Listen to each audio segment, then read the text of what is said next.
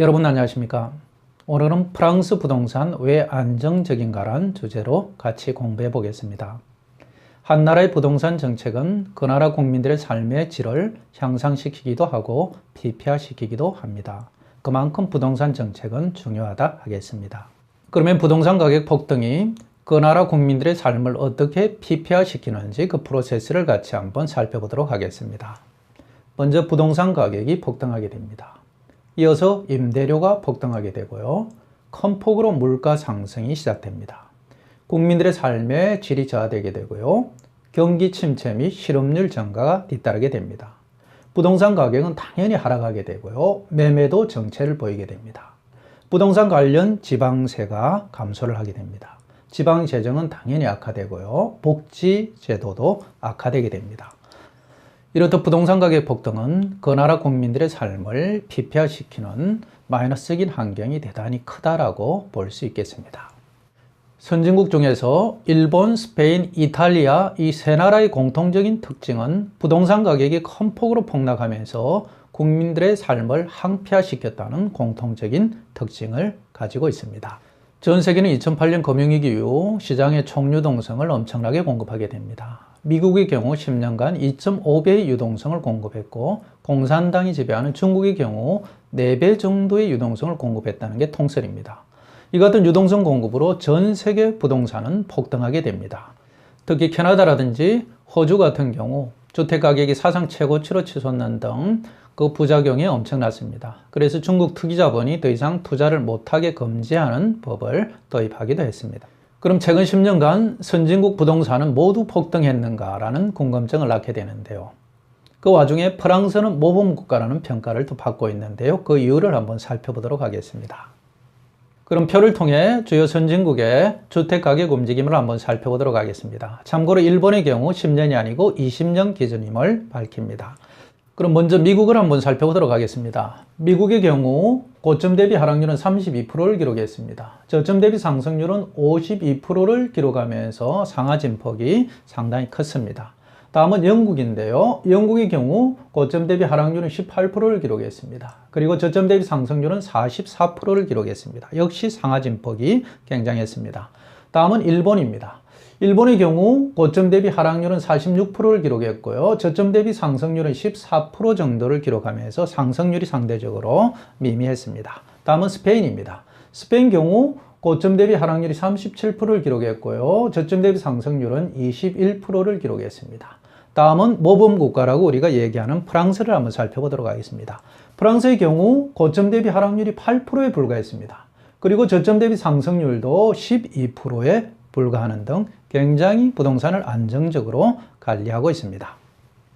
그러면 그래프를 통해 주요 선진국의 주택가격 움직임을 한번 살펴보도록 하겠습니다. 먼저 일본입니다.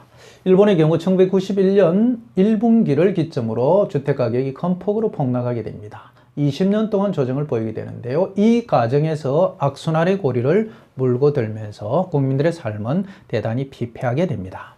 다음은 스페인입니다. 스페인은 2007년 3분기 주택가격이 고점을 기록한 이후 폭락하게 되고요. 10년간 조정을 거치게 됩니다. 이 과정에서 국민들의 삶은 대단히 피폐하게 됩니다. 다음은 영국의 주택가격에 대해서 한번 알아보도록 하겠습니다. 영국의 경우 미국과 더불어 금융산업이 부동산에 대단히 큰 영향을 미치는 국가입니다. 이 그래프에서도 확인할 수 있습니다만 1991년 1분기 고점을 기록한 이후 큰 폭으로 하락하게 됩니다. 이후에 유동성이 더해지면서 큰 폭으로 반등해 사상 최고치를 기록하게 되고요. 현재는 고점에서 조정을 받고 있습니다. 다음은 미국 주택가격에 대해서 한번 살펴보도록 하겠습니다. 미국의 경우 2008년 서프라임 모기지 사태로 주택가격이 큰 폭으로 폭락하게 됩니다. 이후 시장에 유동성이 공급되면서 부동산 가격은 큰 폭으로 폭등을 하게 되고요. 현재는 사상 최고치 부근에서 조정에 들어가 있습니다. 이처럼 영국과 미국은 대단히 닮아 있는 모습이고요. 역시 금융이 많은 영향을 미치게 됩니다. 그러나 일본과 스페인은 같은 선진국이지만 전혀 다른 모습을 보여주고 있습니다. 다음은 프랑스에 대해서 한번 살펴보도록 하겠습니다. 앞에서도 말씀드렸습니다만 프랑스는 부동산에 있어서는 대단히 모범적인 국가라고 볼 수 있습니다. 이 그래프에서도 확인할 수 있습니다만 2008년 서프라임 모기지 이후 10년간 부동산이 폭등하거나 폭락하지 않고 대단히 안정적으로 관리되고 있는 모습을 확인하실 수가 있습니다. 그러면 왜 이처럼 프랑스 부동산은 안정적으로 관리되고 있는가라는 궁금증을 낳게 됩니다. 특히 중앙정부에서는 국가공공토론위원회를 통해 철저하게 투기 세력을 견제하고 있습니다. 이 국가공공토론위원회를 우리는 CNDP라고 하는데요. 25인 위원회로 구성되게 됩니다. 국회의원이라든지 지자체 단체장, 그리고 국민대표, 전문가 그룹들이 참여하게 됩니다. 이 CNDP를 통해서 흰 코끼리 정책을 사전에 철저하게 방지하게 됩니다. 이 흰 코끼리 정책은 국민들의 삶의 질을 향상시키는 정책이 아니라 정부와 투기 세력들이 결합해서 투기 세력들의 배를 불리는 정책이라 할 수 있겠습니다.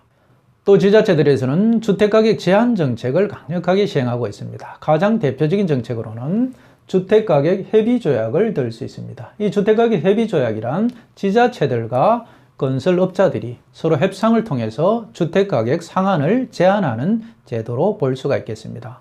이렇듯 프랑스는 중앙정부와 지자체들이 주택가격이나 부동산 가격이 폭등하는 걸 정책적으로 철저하게 제한하고 있다고 볼 수 있겠습니다. 우리나라 부동산 거시정책에도 이 같은 프랑스식 제도를 도입하는 부분도 긍정적으로 검토해 볼 필요성이 있다고 판단됩니다.